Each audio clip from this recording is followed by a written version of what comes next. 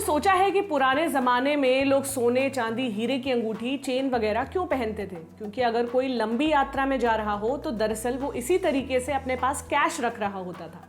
ऐसा कैश जो पूरी दुनिया में चलता था। जहां आज के दिनों में माँ के कंगन बेचना या गिरवी रखना बहुत बड़ी विपत्ति का पर्यायवाची है, वहीं पुराने ज़माने में ये एक लिक्विड एसेट था जिसको आसानी से खरीदा बेचा जा सकता था। मगर आज सोने से नहीं, सोने की खरीद फरोख्त होती है दो वजहों से। एक कंजम्पशन के लिए और दूसरी इन्वेस्टमेंट के लिए। कंजम्पशन बोले तो सुंदर दिखने के लिए, शादी के लिए, या घर में कोई स्वर्ण मूर्ति लगानी हो उसके लिए, या फिर अगर आप सोना चांदी च्यवनप्राश बनाते हो। और इन्वेस्टमेंट बोले तो आज खरीद रहा, मुझे लगता है कल दाम बढ़ेंगे, जब दाम बढ़ेंगे तब इसे मैं बेच दूंगा। आसान भाषा में हम बात कर रहे हैं इन्वेस्टमेंट वाले सोने की। ये ना समझें कि ये वाला सोना गहनों वाले सोने से अलग होता है, फर्क बस खरीद का होता है। जहां कंजम्पशन के लिए आप सोने को सुनार से खरीदते हैं और कहीं ना कहीं बेचते हैं, वहीं इन्वेस्टमेंट के लिए बनाए गए सोने को आप कई तरीकों से खरीद सकते हैं और उन्हीं तरीकों से बेच सकते हैं। ये तरीके हम डिस्कस करेंगे आज आसान भाषा में, मेरे यानी प्रतीक्षा के साथ। तो कैसे करें सोने में इन्वेस्ट? फिल्मों में आपने देखा होगा बड़े बड़े डॉन सोने के बिस्कुट में पेमेंट लेते थे, लेकिन ये बहुत पारंपरिक तरीका है। इसमें वो सारे नुकसान होते हैं जो कंजम्पशन वाले सोने को इन्वेस्टमेंट की तरह यूज करने में होते हैं। यानी गहने खरीद कर आप सोचें कि हमने गोल्ड में पैसा लगा दिया, उसी तरह इसके नुकसान हैं। सोने की अशुद्धता, मार्केटिंग कॉस्ट, उसे घर में रखने पर चोरी हो जाने का डर, लॉकर में रखने पर एडिशनल कॉस्ट, और जल्दी से कैश में तब्दील न हो पाने की समस्या यानी लिक्विडिटी की समस्या। इसके अलावा सबसे बड़ा नुकसान है कि आप इसमें छोटे छोटे इन्वेस्टमेंट नहीं कर सकते। इसके अलावा है जीएसटी, जो सोने के बिस्कुट पर भी लागू होती है लेकिन बाकी गोल्ड इन्वेस्टमेंट स्कीम्स पर लागू नहीं होती।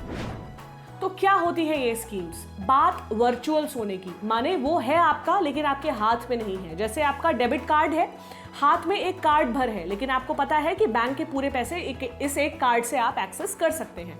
इसी तरह वर्चुअल सोने में इन्वेस्ट करने पर आपको सोने की फिजिकल डिलीवरी नहीं मिलती, बल्कि ऐसे पेपर्स मिलते हैं जिनकी अंडरलाइंग वैल्यू सोना है। तो जैसे जैसे सोने के दाम बढ़ेंगे घटेंगे, उसी अनुपात में इन पेपर्स के दाम भी बढ़ेंगे घटेंगे।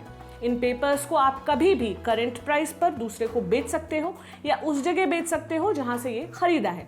बेचने वाला खुशी खुशी आपको कागजों में सोना बेचेगा और खरीदने वाला खुशी खुशी आपसे कागजों में सोना खरीदेगा। कागज भी छोड़िए, ऑनलाइन के दौर में एक क्लिक से सारा काम हो जाता है। ऐसा वर्चुअल सोना आप कई तरीके से खरीद सकते हैं। हर महीने की किस्त भी बंधवा सकते हैं। सब कुछ पारदर्शी तरीके से होता है। फ्रॉड ना हो इसके लिए कहीं आरबीआई, कहीं सेबी, कहीं सरकार आपके इन्वेस्टमेंट पर नजर रखती है। ऐसा ही एक इन्वेस्टमेंट प्लान है सॉवरेन गोल्ड बॉन्ड, जो आरबीआई लेकर आता है, पर इसे समझिए कि सरकार ही लेकर आती है। यूं आपको इश्यूअर वाले खाने में हर जगह भारत सरकार के बिहाफ में आरबीआई के द्वारा ये पढ़ने को मिलेगा। क्या है सॉवरेन गोल्ड बॉन्ड स्कीम? एक साल में आरबीआई कई बार एक टाइम विंडो खोलती है जब आप सोने में इन्वेस्ट कर सकते हो। इस साल सरकार ये विंडो 6 बार खोलने वाली थी, जिसमें से 4 बार ये खोली जा चुकी है और 2 बार अभी बाकी है। अपनी स्क्रीन पर आप देख सकते हैं कि ये विंडो कब कब खुलती है। 5 दिन की ये विंडो होती है। साल 2020-21 की पहली विंडो अप्रैल 20 से 24 के लिए खुली थी और कहलाई थी 2020-21 की सीरीज 1 से 6 तक सीरीज आएगी इस साल की। फिर अगले साल की सीरीज की शुरुआत 1 से होगी। तो चूंकि इस वीडियो के बनते वक्त 2020-21 सीरीज 4 की विंडो चल रही है, इसलिए हम इसी सीरीज की बात यहाँ पे कर रहे हैं। हालांकि आप ये वीडियो 2025 में भी देख रहे हो तो सोने के मूल्य के अलावा ज्यादा कुछ बदला नहीं मिलेगा। तो 2020-21 सीरीज 4 की ये विंडो 5 दिन खुली है, यानी आप 6 जुलाई 2020 से 10 जुलाई 2020 के शाम 3:30 बजे तक सॉवरेन गोल्ड बॉन्ड स्कीम में इन्वेस्ट कर सकते थे। आप बाकी सीरीज देखें तो गौर करेंगे कि ये विंडो हमेशा 5 दिन की होती है। 14 जुलाई 2020 को ये यूनिट्स आपको इशू हो जाएंगी। उस दिन आपके अकाउंट से ये पैसा कटेगा। अप्लाई करते वक्त नहीं, आप न्यूनतम 1 ग्राम सोना और महत्तम 4 किलो सोना खरीद सकते हैं और सोना 1 ग्राम के गुणांक में ही खरीद सकते हैं। मतलब आप 2.5 ग्राम नहीं ले सकते, या तो आपको 2 ग्राम खरीदना होगा या 3। महत्तम मात्रा साल भर की है, मतलब ये नहीं कि 4 किलो आप हर सीरीज में खरीद लें, बल्कि 4 किलो आप पूरे साल भर में ले सकते हैं। एनजीओ या अन्य स्पेसिफिक संस्थाओं के लिए ये अपर लिमिट 20 किलो प्रतिवर्ष की हो जाती है। 1 ग्राम सोने का मतलब यहाँ पर 1 यूनिट है। मतलब जब आप कहते हो कि आपने सॉवरेन गोल्ड बॉन्ड की 1 यूनिट खरीदी, तो दरअसल आप कहते हो कि आपने सरकार से 1 ग्राम 24 कैरेट वर्चुअल गोल्ड खरीदा। हर टाइम विंडो की तरह सीरीज 4 में भी सरकार ने 1 यूनिट की कीमत फिक्स करी हुई है, जो कि 4,852 रुपए है। फिक्स करी हुई है मतलब इन 5 दिनों में सोना कितना ही घटे बढ़े, सॉवरेन गोल्ड बॉन्ड आपको 4,852 रुपए में 1 ग्राम सोना देगा। और हाँ, इस पर आपको मिल रहा है 50 रुपए प्रति ग्राम का डिस्काउंट, मतलब रेट हो गया 4,802 रुपए प्रति ग्राम। अब आप कहेंगे कि रेट फिक्स करके डिस्काउंट देने का क्या मतलब? सीधे ही बोल दो कि सरकार ने दाम 4,802 रखा है, लेकिन ऐसा नहीं है।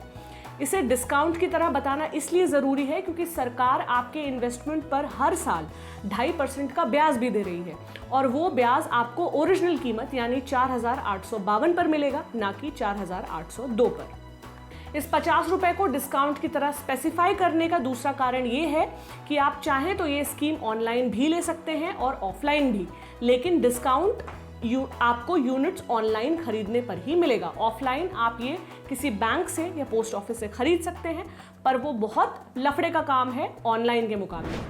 बेहतर है कि अगर आपका डीमैट अकाउंट है तो आप इसे ऑनलाइन खरीदें। जैसे पैसों के लिए बैंक अकाउंट होते हैं, वैसे ही शेयर, डिबेंचर, आईपीओ जैसे फाइनेंशियल इंस्ट्रूमेंट्स के लिए डीमैट अकाउंट होते हैं, जहां पर आप अपने इंस्ट्रूमेंट्स रख सकते हो, खरीद सकते हो, बेच सकते हो। जो ब्याज आपको सालाना मिलेगा वो अर्धवार्षिक आधार पर दिया जाएगा, मतलब 1.25% पिछली छमाही में और 1.25% दूसरी छमाही में, और ये होगा सिंपल इंटरेस्ट, ना कि चक्रवृद्धि ब्याज।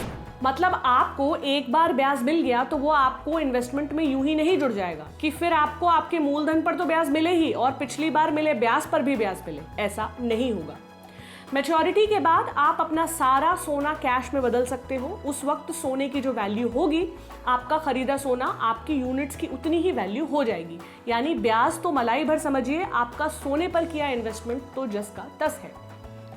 सॉवरेन गोल्ड बॉन्ड स्कीम की मैच्योरिटी 8 साल की होती है, लेकिन आप 5 साल बाद इसे कभी भी कैश करवा सकते हैं। अब आप कहेंगे कि इसमें तो लॉक इन पीरियड है, तो लिक्विडिटी वाली बात कहाँ से आई?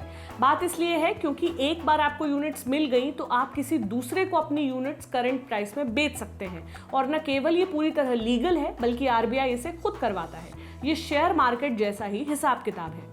हाँ, लेकिन जो गोल्ड सॉवरेन बॉन्ड आपने ऑफलाइन खरीदा है उसकी ट्रेडिंग करना असंभव है। क्यों? क्योंकि डीमैट अकाउंट ही है जो फाइनेंशियल इंस्ट्रूमेंट्स की खरीद फरोख्त को उतनी बढ़िया से मैनेज करता है जैसे बैंक्स पैसे मैनेज करते हैं। एक जरूरी बात ये कि जो 2.5% का ब्याज आपको हर साल मिल रहा है वो पूरी तरह टैक्स के दायरे में आता है।